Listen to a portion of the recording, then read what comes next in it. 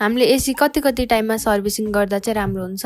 हजुर, यो सबैजनाले जान्न खोज्नु भएको क्वेसन हो र म यो क्वेसन सोद्धाखेरि हजुरले सोद्धाखेरि कहिलेकाहीँ म आफै पनि कन्फ्युज हुन्छु है। तर रियालिटी मैले रिसर्च गर्दाखेरि चाहिँ अनि जस्तै मैले एयर कन्डिसनरहरूको बारेमा बुझ्दा र मैले चाहिँ अब स्टडी गर्दाखेरि चाहिँ तपाईँको हर एयर कन्डिसनरको सर्भिसिङ पिरियड फरक पाएको छु। जस्तै तपाईँको रोड छेउमा घर छ, यदि तपाईँको धेरै धुवा धुलो उड्छ र एकदम नोइज हुन्छ, पोल्युसन धेरै छ भने त्यहाँ चाहिँ एकदम स्पिडमा तपाईँले जस्तै 3 महिना सर्भिसिङ गर्नुपर्ने हुन्छ र तपाईँको अब त्यस्तो धेरै अब धुवा धुलो उड्दैन र एकदम पिसफुल ठाउँ छ र एकदम कमै तपाईँले युज पनि गर्नुहुन्छ भने चाहिँ तपाईँले 6 मन्थ र कम्तीमा तपाईँले 6 महिनामा चाहिँ एकपल्ट सर्भिसिङ गराउनु भने बेटर हुन्छ। किनभने हामीले त्यहाँ गएर एसी सर्भिसिङ मात्र गर्दैनौँ, एसीलाई रिसर्च गर्छौँ उहाँ त्योभित्र के प्रब्लम छ, जस्तै ग्यास छ छैन, त्योभित्र तपाईँको अब करेन्टको इफिसियन्सी कस्तो छ, करेन्ट कति लिइरहेछ, उसले एम्पियर कति लिन्छ र उसले जस्तै कम्पनीले प्रिफर गर्ने अनुसार वाट आएको छ कि छैन एसीमा र त्यही हो हामीले मेन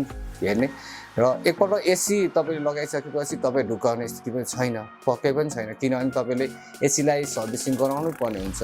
सर्भिसिङ नगराउँदाखेरिको खण्डमा चाहिँ तपाईँको भनौँ न अब एकपल्ट इन्स्टलेसन गराउनु भयो र सर्भिसिङ टाइम टु टाइम गराउनु भएन चाहिँ पछि गएर चाहिँ आउँदाखेरि गरेको ठुलै समस्या आउँछ। जस्तै ग्यास नहुन सक्छ त्यसमा र बिजुलीको प्रब्लम हुन्छ, त्यस्तो हुनसक्छ कृषिको।